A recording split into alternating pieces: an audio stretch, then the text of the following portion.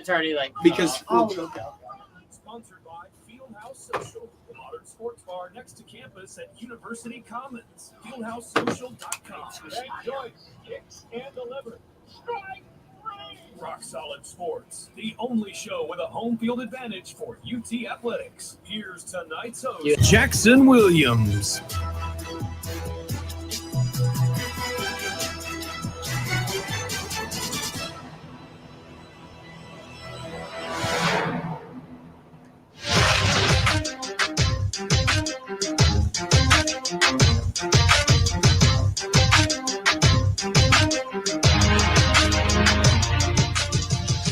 Welcome in, everybody, to Rock Solid Sports.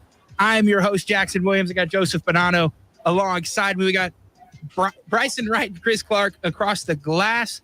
We have a very special guest joining us tonight, head coach of One Knox SC, Mark McKeever.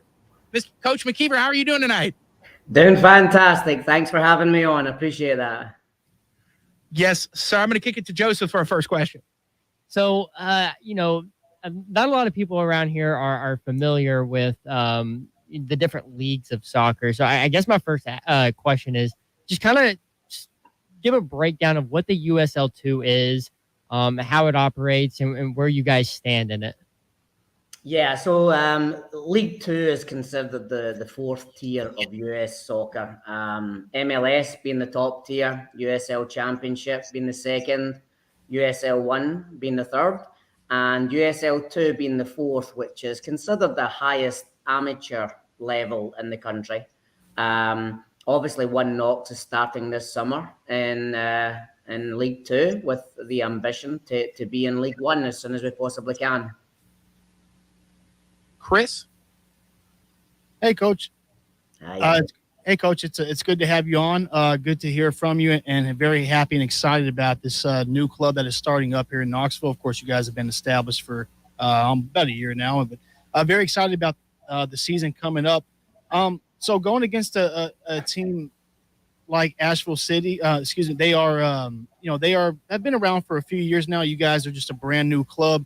Can you just explain what it's going to be like as far as the team atmosphere? You know, what should we expect going into the beginning? How are the players looking to you? And do you think so far right now things are shaping up to be a pretty successful season? Yeah, I mean, everybody at this point in the season, it's early stages, so we're just trying to build everything one day at a time. It'll be one game at a time when it kicks off as well. It's we call it a crash course in soccer. All these people come together and they have to get to know each other really, really quick. So the Asheville game will be an interesting one. They have been around for a couple of years, but they've just hired a new head coach. I know several of the players that they've signed this year, and they're going to be top quality programs. So I suspect it will be a spectacle on May the 14th, and anybody that has any interest in soccer probably wants to see this one. It will be it'll definitely be a battle and one for the spectators for sure. And Coach, y'all are a new team. Y'all are a new team in the USL2, a new franchise. And I just got to ask, what was the roster building process like? And, coming into this iteration of this inaugural team? Yeah. So obviously I'm a college coach also. So my resources in college have allowed me to be very successful in the USL2 using my network. So the process starts way back at the turn of the year when all the colleges are finishing their programs and finishing up for the season. Then it's ongoing conversations for many, many months and trying to bring the squad, the roster together and put everything together as well. So it's been an exciting time. We're glad it's here. We spend all this time try to put it together and wait for these moments. So now that it's here, we intend to make the best of it.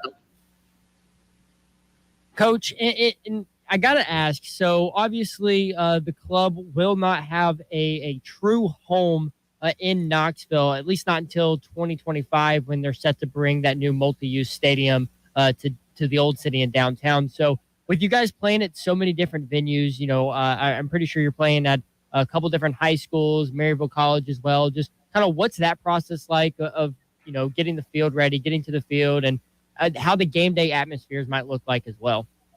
Yeah, we expect it's going to be very well supported. It seems to have a high interest in the community.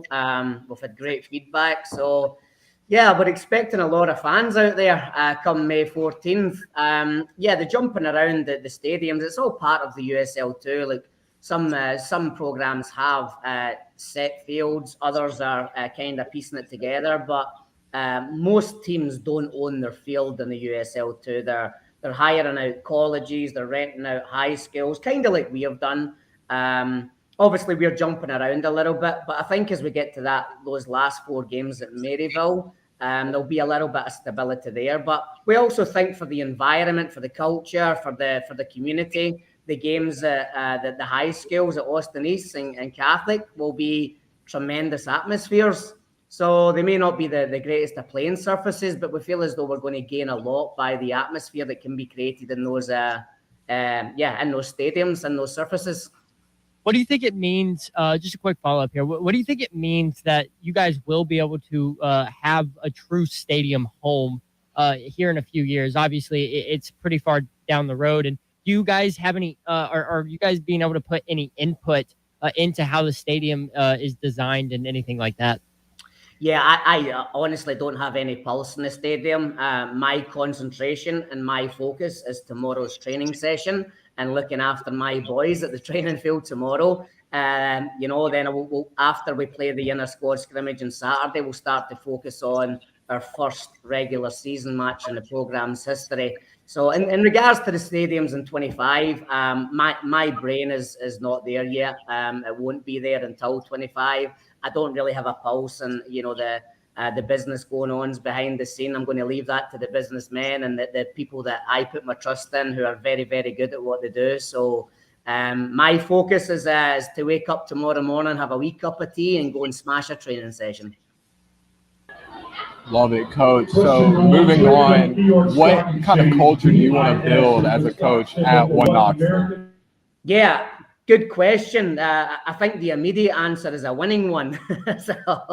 But a winning culture is, if it was that easy to do, everybody would be doing it. So, it's a process. It's a process again in the players' trust, the players trusting the coaches, everybody trusting each other.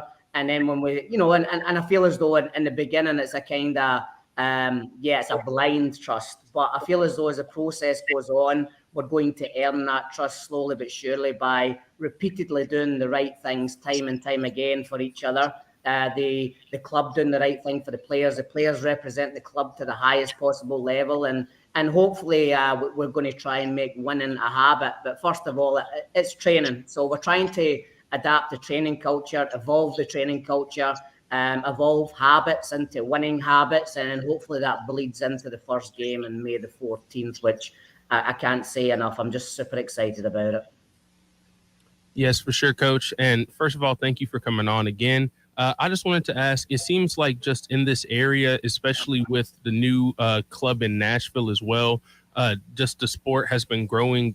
How do you think that your team is also going to help the sport just get even more fans in the East Tennessee area? Yeah, well, I've been in the country now since 97, and the evolution of the sport since 97 to where we are today is just tremendous. And, it touches my heart that, we walk to the YMCA and we see soccer fields as opposed to just baseball fields and football fields. And, you're passing along, Interstate 40 and you see a training ground right there by the side of the highway. And before, when I first came to the country, you only saw the baseball fields. You only saw the kind of basketball, inner city areas. And, now we're seeing soccer everywhere, inner city, outer city, rural areas. So the evolution of the sport has just been brilliant. I hope that, we can bring a real successful soccer stamp here to the city, but I also feel as though it already has a huge interest in the city. There's already really good clubs there, with we have Alliance, we have Crush, we have Knox Reds, FC National now coming into the scene. So there's clubs, Emerald, again, who are brilliant organization. I feel as though all these clubs are doing the right thing. They all have their own channels there, but we hope to bring an extra little bit of spice at the higher level is what we're trying to do, and give everybody a pathway and an interest, and be the icing on the cake, which already exists in the city. Well, Coach, that was very eloquently put. It kind of answered some of the questions that I had for you myself. But I do want to mention that, you yourself, you're no stranger to success. You're coming off a pretty successful 2021 season there in Des Moines. And for the U.S., I guess to try to tie this question together, it just seems in the U.S. there's just that ever-growing presence of soccer. It has grown so much in the U.S. to the point that now it is fourth in attendance. It has surpassed hockey in terms of USA attendance-wise. So I think it is just an absolute great thing to see so much support that has rallied around in areas that, prematurely did not have a lot of support for the sport. I guess my question for you, Coach, is coming off a successful season, coming into a brand new setting, accepting a brand new role, and having to adjust to a place that has no identified culture yet. What exactly is going to set things off right for this first season for you? Because I know you're probably going to have a bit of a different team to work with. So for you, where's the comfortability level going to be in terms of getting a good team put together, and then once you guys get rolling, especially trying to move on to eventually to League One? What's your mindset there? Yeah, so basically what I'm doing this year is no different from what I've done the last 7 summers in USL2. Every season is a new season.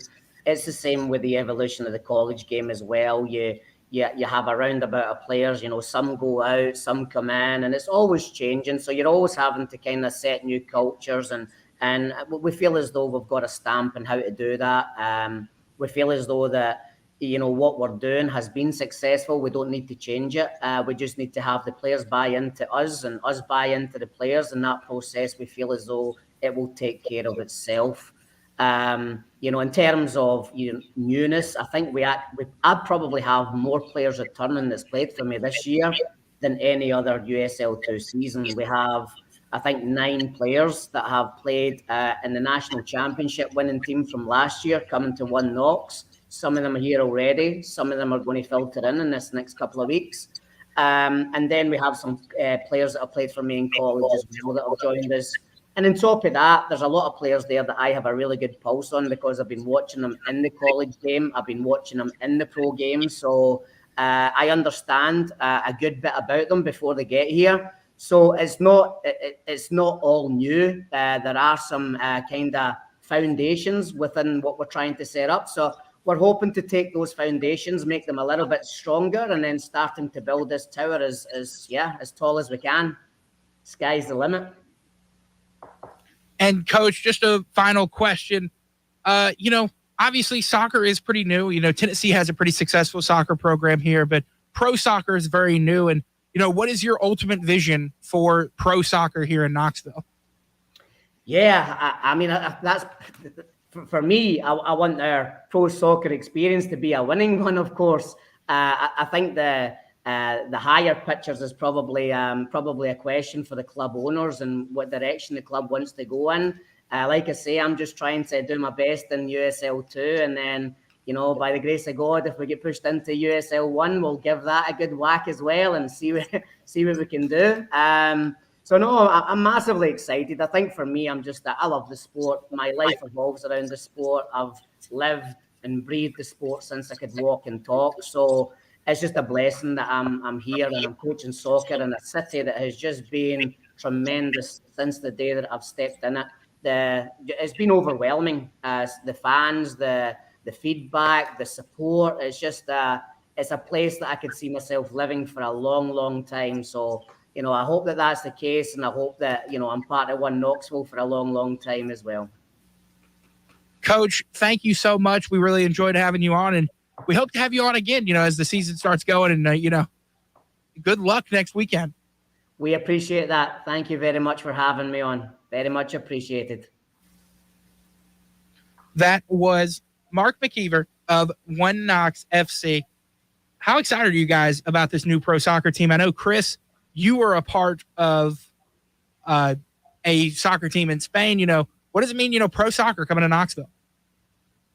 I think it's a wonderful thing, as I was putting to Coach McKeever there, because, this is a sport that, even myself growing up, I didn't have a lot of interest in myself, especially growing up in a region that just wasn't as strong on it, right? Previously we only saw them in prime American cities, and now you're starting to see the evolution of a sport really take off in this country. We're used to the big basketball teams, we're used to baseball, we're used to football, seeing the gear everywhere. We're used to all that. It's a beautiful thing to start to witness this sport take off in this country, to see regions that previously had no interest in it start to get more teams. I'm very happy to see it myself, having spent a couple months with Villarreal, who was just in the Champions League. That it was just a special thing, and it really brings about, I guess, a different perspective from when you grow up here and you just know it as just regular old soccer, right? It's just another sport, as opposed to being over there and it's like it's the sport. It is where the best athletes play. So I think, just real quick myself as well, being over there, what I got to learn is they are trying their best to expand into the American market. So I say that to say, in the next 10 to 20 years, American soccer is going to look significantly different than it does right now. Yeah, it's pretty cool, especially what you've seen out of Nashville with what they've been able to do and how they've grown. I mean, they obviously have the largest true soccer stadium in the U.S. and Canada, holds over 30,000 people in it, which is absolutely nuts. So it's pretty cool how the sport's growing, especially here in Tennessee, where it's not really common. Yeah, definitely. Soccer in the South is taking the little road that hockey in the South did. It's a little unconventional, exactly. but it's coming along like the Preds did back in the early 2010s. All right, you guys ready to talk a little UT sports? Absolutely. For sure. And we're going to start with Tennessee football. We have Brew McCoy, a guy Tennessee was in on back when he committed to USC in, I believe, 2020. Coming to Tennessee as a transfer from USC. Joe, I got to ask, what do you think about Brew? First off, this is a huge get for the Vols. After losing Valus, after losing Javonte Payton, two guys who had a lot of production in 2021. And you kind of, that wide receiver spot was kind of questioned. There were going to be a lot of freshmen that were going to be asked to step up. I know Squirrel was a guy that we saw all through spring practice who constantly showed out. Obviously, Cedric Tillman is the vet on the team now. Jalen Hyatt's kind of turning into more of a leader and more of a veteran as well. But add in another veteran presence, someone who's been around the college ball and someone who has that much talent. I'm pretty sure he was a five-star. He's five-star transfer, four-star original recruit. Four-star coming out of high school. So it's just huge for Josh Heupel. And listen, wide receivers are going to thrive under Josh Heupel. We saw it with Valus. I guarantee you we're going to see it with Brew. No, yeah. I definitely think that's a big part of it. I mean, when you look at the way that the offense played last year, even though at times, just the offense the entire season was exciting. And I think that's really probably what drew him in, because that he's going to get a lot of, they're going to throw the ball a lot. That's what we saw last year. They're going to play quickly. He's going to get a lot of opportunities. And I think that's what you're going to see a lot of recruits and transfers choose Tennessee over the next couple of years because of the Heupel offense. Yeah, I think this is going to add such a dynamic for the Heupel offense, but as well as for Hooker himself. Because I think for him, Joseph, you mentioned it, you lost a couple of really key guys from last season. You were going to have to kind of depend on some people to step into a new spot that they hadn't been in just yet or didn't have much experience with. Brew McCoy is a guy who's going to come in, and I just feel like he's going to seamlessly fit in. It just seems like from the beginning of us trying to get him over to Knoxville is that he has wanted to kind of be here. Like, I think he's always had an interest, and I think that's going to be able to create such a quick relationship with Heupel, with Hooker, with his other offensive cast, if you will. So anyway, I really like this I really like this signing, and I think it's just going to be tremendous for the offense going into this next season. I cannot wait to see the Hooker McCoy match hook up there. Yeah, and you look at the offense. I felt like the receivers were a little bit young. Obviously, you have Ramel Keaton, but is Ramel Keaton a real difference breaker like Brew McCoy is? No, not that we've seen. So he would have been if it was just him, but I think Brew McCoy's gonna. Yeah, and other than that, you have Squirrel White. You have, outside of Jalen Hyatt and Cedric Tillman's real proven weapons, I felt like this Tennessee team needed one more, and they got that. And it's great. You got another transfer this week out of a safety out of Ohio State. Yeah, 5-star coming out of high school, Andre Turrentine. He's from Nashville. He went to Innsworth. He redshirted his freshman season at Ohio State, so he's got 4 years of eligibility left. And I can tell you, this is probably bigger than Brew McCoy because Tennessee's defensive back room is severely injured and it's severely lacking in talent and in bodies. Frankly, to put it directly, they're missing a lot of key people, and they lost Alontae Taylor and Theo Jackson, two really major contributors who played a lot of snaps last year, and they don't really have a lot of proven guys. So if this guy is as good as he was coming out of high school, it's a huge get for Tennessee because that defense is the only real question mark for the Vols, in my opinion. Yeah, I get where you're coming from. I feel like corner is more of the need than safety. True, but obviously you take what you can get, but Brew is going to add a whole nother level to this offense. And I think if you were Vegas, I feel like you got to lower the Hendon Hooker Heisman odds, adding a big weapon like Brew McCoy. Yeah, probably. He's already top 10. He's a top 3 Heisman guy in the SEC, top 10 nationally preseason wise. So I think definitely addition of a proven wide receiver can do it. And after the guy from Wyoming kind of decommitted and then went to Texas, it really felt like it kind of took the breath out of this whole transfer class. I guess that's how we're calling it now with the whole transfer portal of this transfer class. But Brew McCoy's a huge get.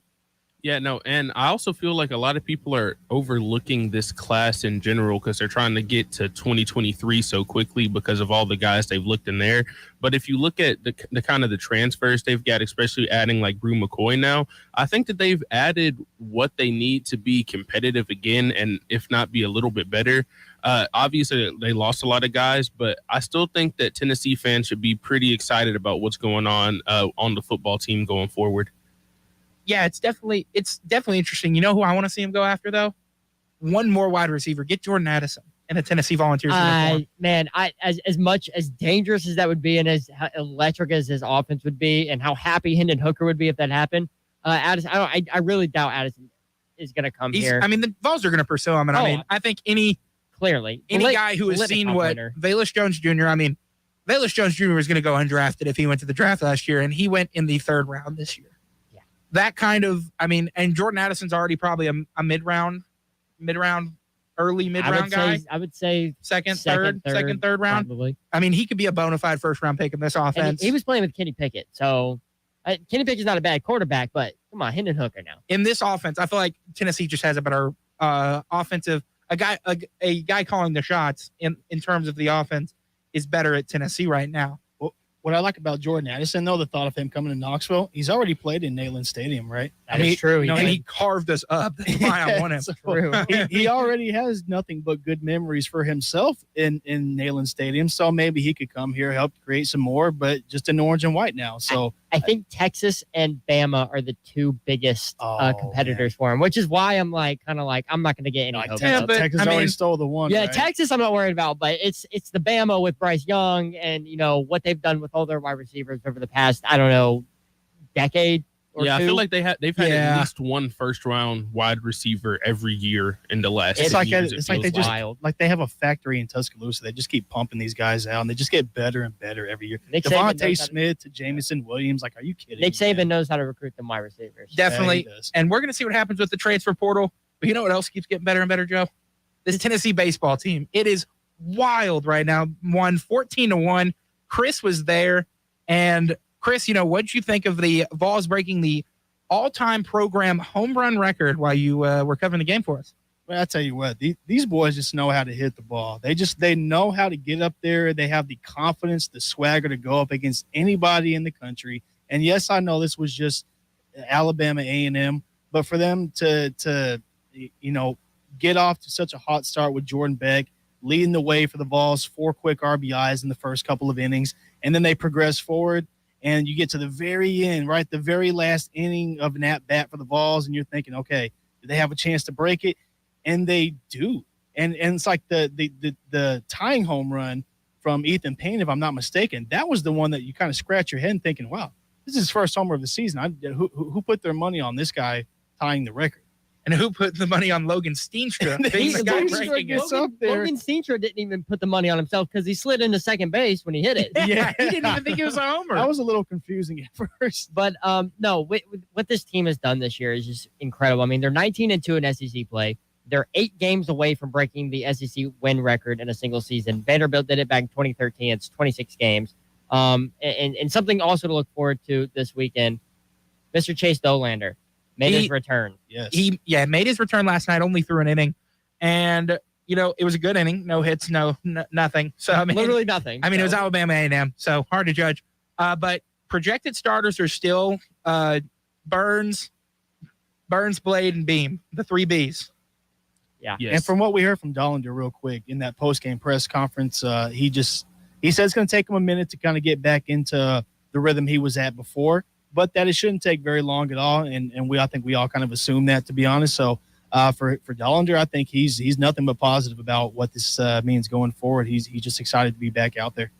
We talked about it last week too, about how when you have a guy like Dolander go out, how important it is to have a guy like Blade Tidwell, who's a first round talent. You can just be like, oh, let's just throw him in there, and he can start on Saturday now. It's almost like really one insane. less pitcher was like sort of more of an easement for it was Tony easier for Tony, but at the same time, I mean, Chase Dolander is an early round pick next year. I mean, this year. He's definitely put his name out there. And the one thing to be looking at, his velo was kind of off, but again, it was his first start. Yeah, they'll get back up. Blade's velo was low when he first came back. I mean, it's like getting back into a rhythm. I think he was throwing around 97, 98 fastball. So you'll see him get back up there as he continues to progress. We got to take a quick break. We'll be right back. We're going to talk about this Ryan Tannehill situation because that's all I've seen on Twitter lately, and it seems pretty interesting after the NFL draft. We'll be right back here on Rock Solid Sports. Welcome to the Rock. 90.3, that is. Keep it tuned for the best in modern rock and more on Knoxville's radio dial. 90.3, The Rock. Support for WUTK comes from Fieldhouse Social, the modern sports bar next to campus at University Commons. Fieldhouse Social serves American craft fare such as burgers, wings, and more with high tops around the bar, a separate dining area, and a center lounge with leather chairs and couches in front of their 23-foot LED TV wall for Tennessee and pro sports. Fieldhouse Social is an outdoor patio with trivia twice a week and sponsors Wednesday's Rock Solid Sports. FieldhouseSocial.com. Volunteer Radio remains on the air thanks to support from Tennessee Smokies Baseball, the AA Southern League affiliate of the Chicago Cubs, whose 2022 regular season schedule features 6-game homestands Tuesdays through Sundays at nearby Smokies Stadium in Kodak against the Chattanooga Lookouts, Mississippi Braves, Birmingham Barons, and more. WUTK's Rock Solid Sports will cover Smokies Baseball all season long. SmokiesBaseball.com, and a link is at WUTKRadio.com. The Rock thanks the Hill Bar and Grill for their support. The Hill on Forest Avenue is open 7 days a week at 11 a.m. until late night for dining indoors or on the expanded patio. The Hill has a variety of appetizers and a full menu of wings, burgers, tacos, and more. The Hill is our Thursday Munchie Madness sponsor and home of Friday's Rock Solid Sports. On Instagram at The Hill Knox. Menu at thehillknox.com.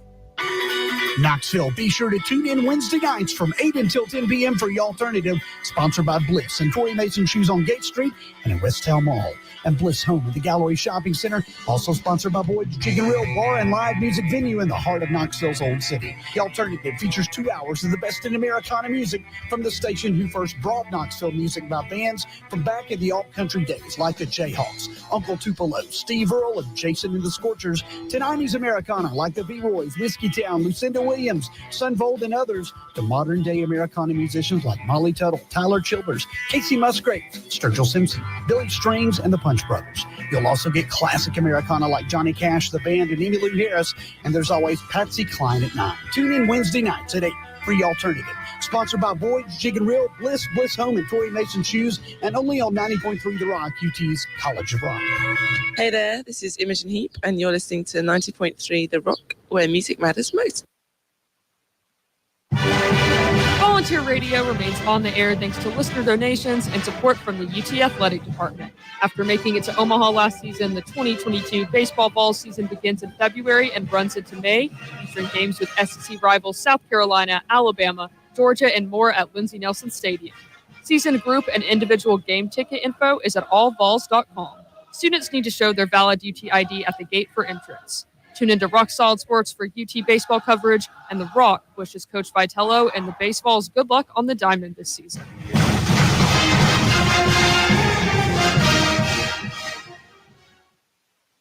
Volunteer Radio stays on air thanks to Cool Beans, the 21 Up college sports bar next to campus on Lake Avenue, a block off the strip. Cool Beans has 25 rotating beer taps and bottles. HGTVs everywhere, along with darts, pool, and arcade games. Open every day at 11 a.m. till late night. Burgers, wings, and sandwiches, vol card accepted. Cool Beans hosts Rock Solid Sports every Monday night at 7. Trivia Tuesdays, Bingo Thursdays. More on Instagram at Knox Cool Beans or CoolBeansBar.com. Support to keep WUTK on air comes from listeners and from the UT Athletic Department and the UT Lady Vols softball team, whose home season schedule at Sherry Parker Lee Stadium features games against SEC rivals Texas A&M, Auburn, and others.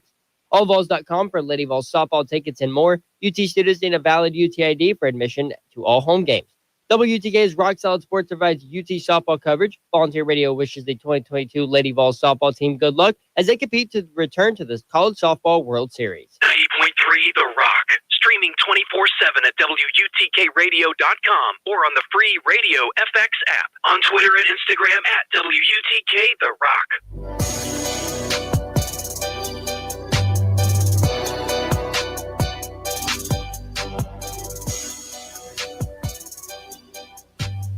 Welcome back in, everybody, to Rock Solid Sports. I got my guy Joseph Bonanno next to me. We got Chris Clark and Bryson Wright across the glass. And at our sponsor, Fieldhouse Social, we got our man, Riley Haltom. Riley, what's going on? You know how it is down here at Fieldhouse Social. We're having a good time, great vibes, great food, great atmosphere down here as always. We got hockey on several of the TVs.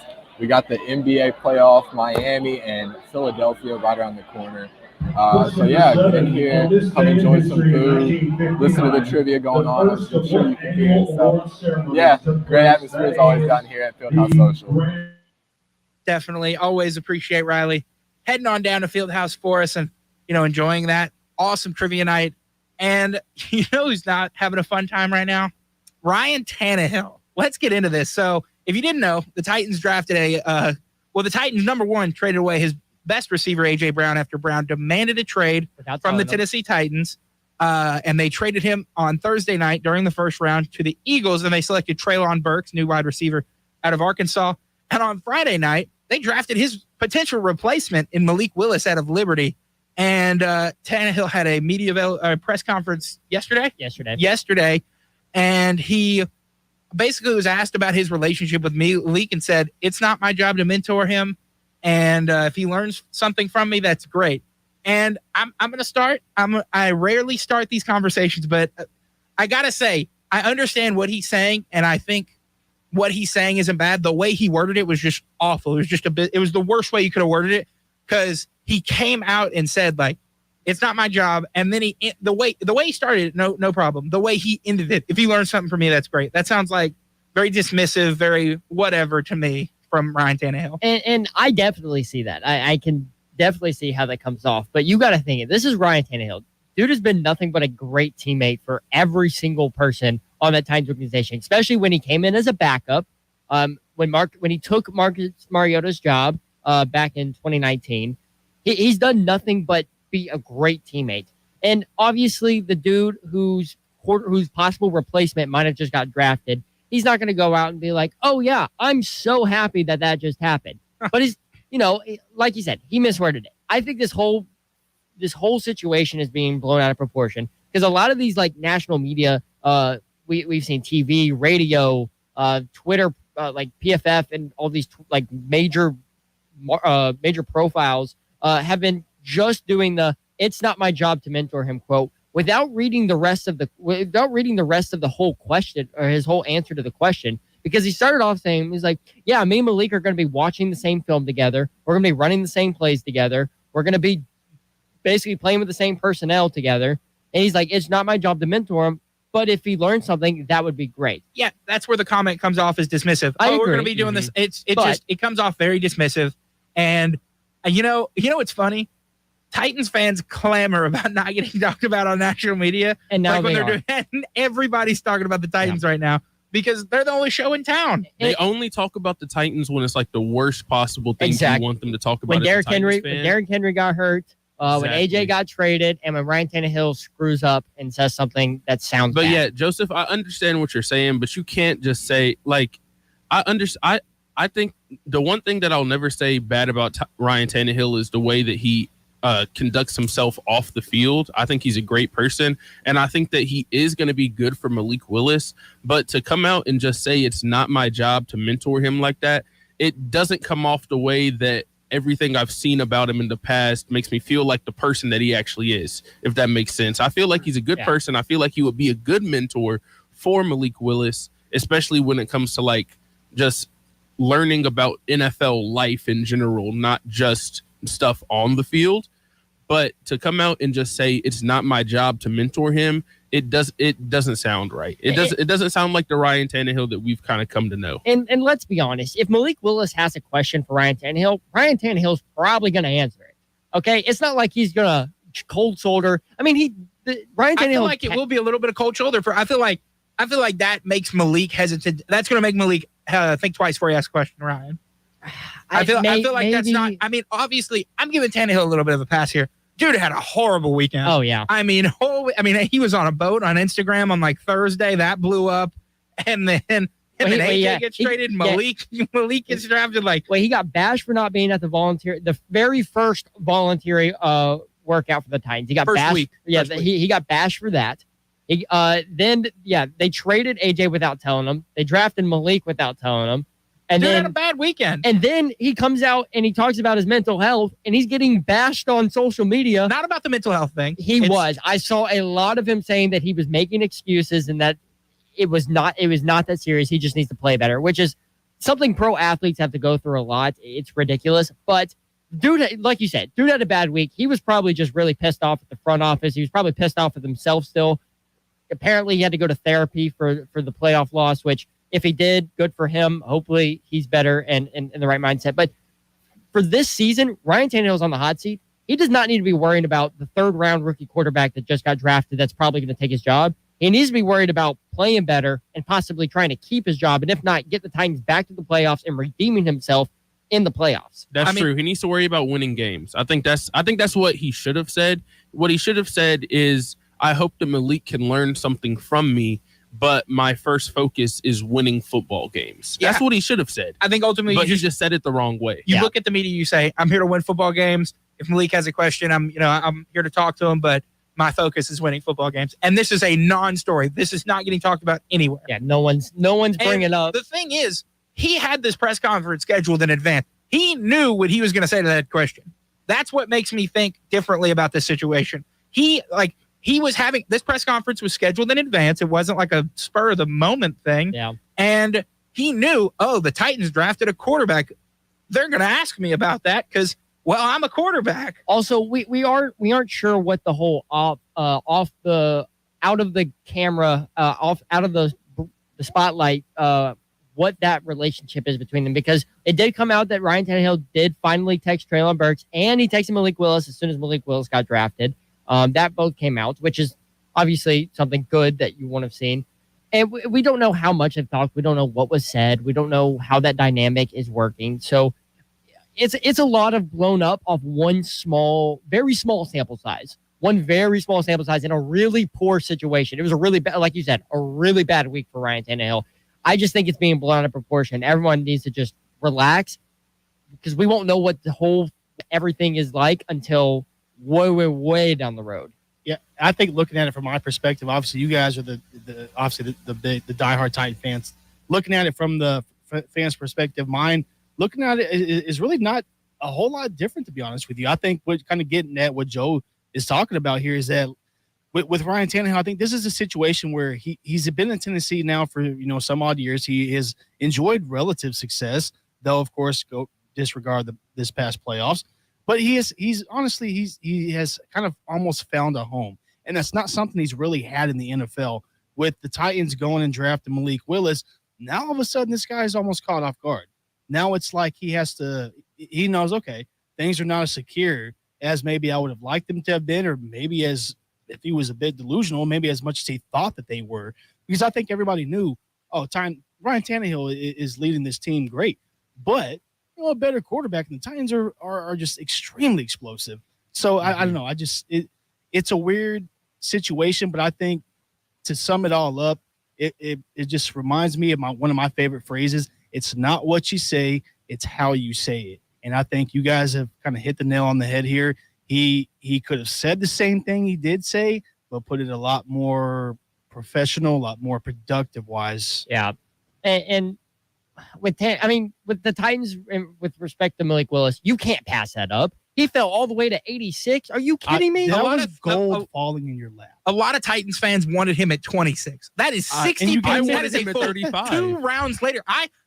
Me and Bryson talked about it on Twitter. We wanted Malik Willis at 35. 35. And that's he fell to 50 picks 86. later. I mean, this guy had incredible value in the 3rd round. You had a quarterback who, your last time you saw him on the football field, he threw 3 interceptions as you were the number 1 seed, and the lowest seed in the playoffs came in your house and beat you in a game where your defense had 9 sacks. And you had the ball last. Yeah, well, the Bengals had the ball last, but ultimately the Titans had the ball last and gave it to the Bengals. Yeah, and I mean, that was fresh in everyone's mind, including John Robinson. So obviously they're going to take a quarterback. If one falls to them like that, they had a lot of pre-draft conversations with Malik Willis, and I think it was a move that, I mean, it was just, I think if you Malik pass that up, pass that up, you're a horrible GM. No, I don't think they went into this draft thinking that they were going to get Malik Willis. I do not think they went into this draft thinking they were going to get Malik at all. I know that they had talked to him before, but when you get to 86 and he's still there, that you're not going to get better value just because the potential that he has is incredible. I know they talk about the same thing that they talk about every running quarterback is they don't know about his arm, but the arm strength is there. The talent is there. And a lot of people, they compared him to Steve McNair, which of course Titans fans will go crazy because everybody loves Steve McNair in Nashville as well. But I think that that's a very good comparison for what his potential is. Yeah, his potential is great. And it'll be interesting to see how his career pans out in Nashville. He's got some of the, best athletic ability, I've seen in a quarterback. It'll be a determination of when his time comes, how much he has developed since Liberty. It's going to be interesting to see. Malik Willis is going to be somebody talked about in Nashville for a long time. And I'm going to get y'all's quick opinions about Treylon Burks because I said on the show we were getting Treylon Burks. I didn't know the ramifications that's how it come with, but you didn't know AJ was going to be gone. Yeah, we got Treylon Burks. I told y'all, I told you so, but I wish I hadn't. I like Treylon Burks. Okay, so the one thing with Treylon Burks is everyone's like, oh, he's going to be AJ 2.0 because that's his draft comp. Draft comps are stupid. First off, I don't know if I would say draft comps are stupid. Yes, but I'm saying the expectations for Treylon Burks that a lot of fans have is, oh, he's going to be AJ. No, he's not. He's a rookie. And he's got no chemistry with the quarterback yet. It's going to happen. Ryan Tannehill's a professional. I think he's going to be able to build that. The expectations for him, I feel like he walked into a very poor situation because it's a fan base that's very emotional right now after losing one of their bright and young stars, the first wide receiver this franchise has had in 20 years. Now they have QB controversy because Ryan Tannehill decided to open his mouth. There's no controversy within the team. There's just among the fan. The fan. This is what I'm talking about. The fans don't. It doesn't matter. But this is what I'm talking about right now is that the expectations for Treylon Burks is going to be way too high. And I feel like he's walking into a bad situation because if he doesn't perform like AJ, people are gonna hate on him, and they shouldn't do that because again, he's not the same player as AJ. Yes, that's his draft comp. They're not the same person. It's gonna be interesting. Obviously, the expectations rose a lot. I wanted him as wide receiver 2. Yeah, or 1A, 1B. It'd be wide receiver 3 until he moved past Robert Woods. Yeah, I wanted him as more of a wide receiver of the future. A duo with AJ Brown. But he's definitely. I like this kid for a reason. I think he's going to be a great wide receiver. And I do too. No, I think the problem is I think him and AJ just play too similar. That's part of what I was thinking. They play too similar, and also it's one of those things where obviously I think that the fan base, like Joseph said, they might be a little bit too critical of him just because they see him as we traded AJ Brown to get him. And I think that's the problem, as you need to just look at him as a player by himself. Like, I understand down the line we're going to have to look back and see what the trade value really was and if they got enough out of the trade, but you cannot put that much pressure on a rookie. But the other thing is, now that without AJ, I think that he might be the wide receiver one just to start the season. I mean, you have to be. It's going to be him, Robert Woods. I want Kyle Phillips as 3. I love that pick out of UCLA. You know who Kyle Phillips' comp is? Adam Humphries? Cooper Kupp. Yeah, he is he really gets racked. Like, I mean, dude is a strong slot receiver. I really like him out of UCLA. And he can run some routes. Yeah, he is Steve Smith called him today. He got a PhD in route running, is what Steve Smith said today. Called him a surgeon out there. A surgeon, yes, that's what it was. Fresh out of medical school. MD in route running, that's what it was. And he's going to be a fun receiver to watch. I like the late round offensive. From round 3 on, I think it was a perfect draft. Obviously, trading AJ was not great, but I love Treylon Burks. John Robinson definitely salvaged the draft after the whole fiasco with AJ Brown that shocked everyone. Ultimately, the Titans traded AJ Brown for Treylon Burks and Malik Willis. Yeah. Because they used 101 to trade up to 86. So, I mean, that's going to be the trade that's talked about in a lot of people's minds from now on. So it's going to be interesting to see how that plays out over the next couple of years. We're going to take another break. On the other side, we got a little John Morant talk because, I mean, dude went crazy last night against the Warriors. We'll be right back here on Rock Solid Sports. Support for WUTK comes from Fieldhouse Social, the modern sports bar next to campus at University Commons. Fieldhouse Social serves American craft fare such as burgers, wings, and more with high tops around the bar, a separate dining area, and a center lounge with leather chairs and couches in front of their 23-foot LED TV wall for Tennessee and pro sports. Fieldhouse Social is an outdoor patio with trivia twice a week and sponsors Wednesday's Rock Solid Sports. FieldhouseSocial.com. Volunteer Radio remains on the air thanks to support from Tennessee Smokies Baseball, the AA Southern League affiliate of the Chicago Cubs, whose 2022 regular season schedule features 6-game homestands Tuesdays through Sundays at nearby Smoky Stadium in Kodak against the Chattanooga Lookouts, Mississippi Braves, Birmingham Barons, and more. WUTK's Rock Solid Sports will cover Smokies Baseball all season long. SmokiesBaseball.com, and a link is at WUTKRadio.com. This is Bela Lugosi. No, this is Robbie Fox. Volunteer Radio. Tell your smart friends and your smart speaker to play 90.3 The Rock. The Rock thanks the Hill Bar and Grill for their support. The Hill on Forest Avenue is open 7 days a week at 11 a.m. until late night for dining indoors or on the expanded patio. The Hill has a variety of appetizers and a full menu of wings, burgers, tacos, and more. The Hill is our Thursday Munchie Madness sponsor and home of Friday's Rock Solid Sports. On Instagram at The Hill Knox. Menu at thehillknox.com. Support to keep WUTK on air comes from listeners and from the UT Athletic Department and the UT Lady Vols softball team, whose home season schedule at Sherry Parker Lee Stadium features games against SEC rivals Texas A&M, Auburn, and others. AllVols.com for Lady Vols softball tickets and more. UT students need a valid UT ID for admission to all home games. WUTK's Rock Solid Sports provides UT softball coverage. Volunteer Radio wishes the 2022 Lady Vols softball team good luck as they compete to return to the College Softball World Series. Volunteer Radio stays on air thanks to Cool Beans, the 21-up college sports bar next to campus on Lake Avenue, a block off the strip. Cool Beans has 25 rotating beer taps and bottles. HGTVs everywhere, along with darts, pool, and arcade games. Open every day at 11 a.m. till late night. Burgers, wings, and sandwiches, vol card accepted. Cool Beans hosts Rock Solid Sports every Monday night at 7. Trivia Tuesdays, Bingo Thursdays. More on Instagram at Knox Cool Beans or CoolBeansBar.com. Volunteer Radio remains on the air thanks to listener donations and support from the UT Athletic Department. After making it to Omaha last season, the 2022 baseball fall season begins in February and runs into May, featuring games with SEC rivals South Carolina, Alabama, Georgia, and more at Lindsey Nelson Stadium. Season group and individual game ticket info is at allvols.com. Students need to show their valid UT ID at the gate for entrance. Tune into Rock Solid Sports for UT baseball coverage, and The Rock wishes Coach Vitello and the Baseballs good luck on the diamond this season.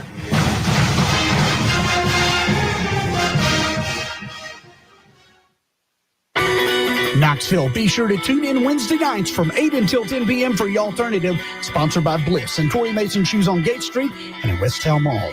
And Bliss Home at the Gallery Shopping Center, also sponsored by Boyd's Chicken Grill, bar and live music venue in the heart of Knoxville's Old City. The Alternative features 2 hours of the best in Americana music from the station who first brought Knoxville music by bands from back in the alt-country days, like the Jayhawks, Uncle Tupelo, Steve Earle, and Jason and the Scorchers, to 90s Americana like the B-Roys, Whiskey Town, Lucinda Williams, Sunvold, and others, to modern-day Americana musicians like Molly Tuttle, Tyler Childers, Casey Musgrave, Sturgill Simpson, Billy Strings, and the Punch Brothers. You'll also get classic Americana like Johnny Cash, the band, and Emmylou Harris, and there's always Patsy Cline at 9. Tune in Wednesday nights at 8 for The Alternative. Sponsored by Boyd's Chicken Grill, Bliss Home, and Torrey Mason Shoes, and only on 90.3 The Rock, UT's College of Rock.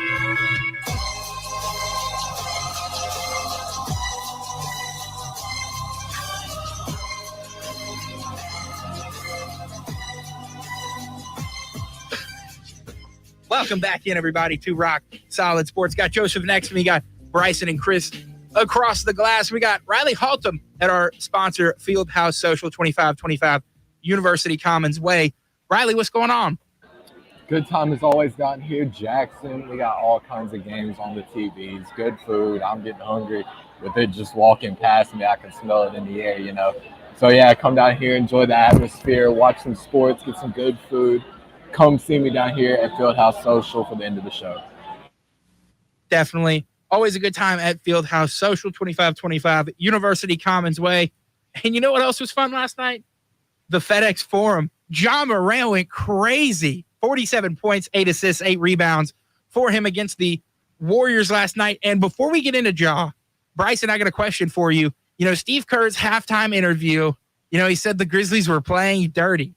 Got to ask, you know, what did you think about that? What did you think of the physical play early on in that game? So I don't think that the Grizzlies were playing dirty. Dylan Brooks played dirty. I mean, that play. Did he get ejected? Yeah, he got ejected. That was a flagrant 2. I don't think he was trying to hurt Gary Payton the second or whatever, but that was definitely a dirty play. There's no question about that. He was rightfully ejected.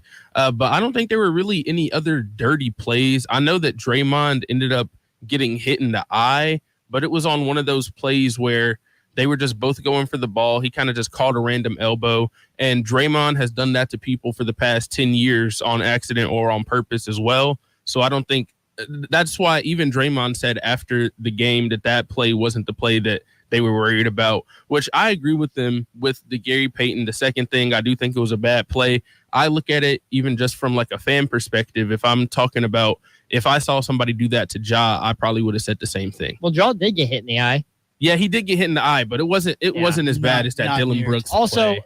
It's very funny Steve Kerr saying that the Grizzlies were playing dirty when he literally has Draymond Green on his team. And we've seen what Draymond has done over the years. A couple kicks, a couple loose elbows. It's happened. It's basketball. It happens in the NBA. I mean, we saw game 1. Oh, yeah, when he pushed... he hit Brandon Clark in the face and then pulled him down. I mean... Yeah. I think that should. I don't know if that he should have got ejected for that. I still think that probably should have just been a flagrant 1, but still. Well, I think so far it's been quite a series for Draymond just in the first 2 games, right? You had that happen. You had the incident last night, and I think with Draymond speaking about the Brandon Clark thing versus what happened with him, Draymond was just pissed because of what the fans were doing. Fans, applauding, him leaving the floor. And it's always a great time if you're an opposing team, opposing fan, to see Draymond walking off the court because, obviously the guy can be a menace on the court in more ways than one. But in terms of talking about the fans, what they did being mad at the fans, about kind of cheering on him, getting hit in the eye and bleeding and things, he was upset about that, obviously. The incident last night with Dylan Brooks, I don't think anyone's really going to disagree. At that point, you can't do what you did. You got to make sure that if you can't get to the block, if you can't safely foul him, you've got to let the guy just continue and just hope he misses the layup. It honestly was a situation that was not to be called for. He really kind of took it a step too far. But it's been this kind of the electricity of this series that we're seeing so far. And I think this is kind of what we wanted when we talked about it last week in terms of what playoff series are you looking forward to? Warriors Grizzlies was always going to be well touted, and so far it has been just tremendous in terms of the play we've seen. And the crazy thing is, it's only been 2 games. It feels like this series is already in like game 4 or 5 to me, even just with the intensity that they're playing with. And you can tell that, not that there's anything like really bad blood between these two teams, but they both talk trash, and they're both going to keep talking their trash. And I love that. I will talk about just the Ja Morant game that he had. I do think that Steph kind of set him off in game 1, because after he missed that layup, they came out and Steph was like, all right, it's going to be a battle. We're going to have some fun. And then that's what Ja said last night after he finished them off last night. He was like, all right, yeah, we're going to have some fun. So I think that's what everybody should be looking forward to. This is going to be the most fun series of the playoffs, in my opinion. I think just the matchup between two teams that play so quickly, just the most electrifying players in the NBA. I think Ja Morant and Steph Curry are probably 2 of the most exciting players that I've ever seen on a basketball court. And having them both playing against each other is just incredible. How about Ja dropping 47 after he missed the game winner in game 1, and it comes out and absolutely just takes over? I mean, he couldn't miss. Okay, that fourth quarter. He had 18 in the fourth, right? The fourth quarter where he faked out two Warriors players on the spin fadeaway and then he hit the floater. Yeah, that's he. Well, he hit a floater over 2 people, and then he also put Jordan Poole in a blender. Yeah, I think that's what I'm talking about when Jordan Poole went after him and he just like spun around. I mean, dude, Ja Morant's on. He is on another level in these playoffs, and I just don't think we've really seen something from a guy this young in a long time in the NBA. Probably Derrick Rose. If I had to put anybody's name out there, probably the last like rookie guy that was really putting up numbers that Ja is. That was just really astounding to watch, because you know this guy's going to give you an MVP performance every time he touches the floor. For Ja, you know, the 47 points yesterday, tremendous, 8 boards, 8 assists. The guy was just shy of 50% shooting from both field goal and 3-pointer. It was amazing to see. He had quite a game. What gets me looking at this series right now, Memphis needed just about every single point that he put up. So I think for Memphis, they're going to need a little bit more input from some other players. I think as far as like Jaren Jackson, he did a good job. I think Bryson would admit staying in the game for the most part last night until he fouled out. But, you know, he said he's having his impact as well. So for the Grizzlies, that's what they're going to need. They are younger than the Warriors. They are going to need so many more guys to step up than Golden State needs to on their own respect. No, I definitely agree with that. I think the good thing with Jaren is that he didn't get into early foul trouble, but he still ended up fouling out at the end of the game. And you got to stay on the court. That's his most important thing. You can't affect the game when you're sitting next to Coach Taylor Jenkins on the bench. And I think that's really just been the story of the playoffs. I mean, when he's played well, like in that game 6 of the last series, when he had a double-double and 3 blocks and didn't foul out, only had 3 fouls the whole game, they won the game on the road when a lot of people thought that that series was going to go to 7. And it was mostly because of Jaren Jackson Jr. staying on the court. And I think that's what they're going to need. He's a matchup nightmare for the Warriors. Last night, I don't think that he really put, like in game 1, he was driving to the basket. He was scoring on the inside. He was hitting threes. He was doing all of that kind of stuff. But it felt like in this game, he settled a little bit too much when he has the size advantage on almost anybody on the Warriors that they can put on him. I think like they had Andrew Wiggins on him a lot. And I'm like, dude, you need to go to the basket. If you go to the basket, they can't stop you. And that's what he did in game 1. And then he kind of went away from it in game 2. But they got lucky that Ja Morant just had an incredible performance. That fourth quarter just was incredible. I mean, the whole game was incredible. The stat that I saw that was the most eye-opening was he is the 3rd player in NBA history to score more than 45 points twice in the playoffs before they turn 23. The other 2 players are LeBron James and Kobe Bryant.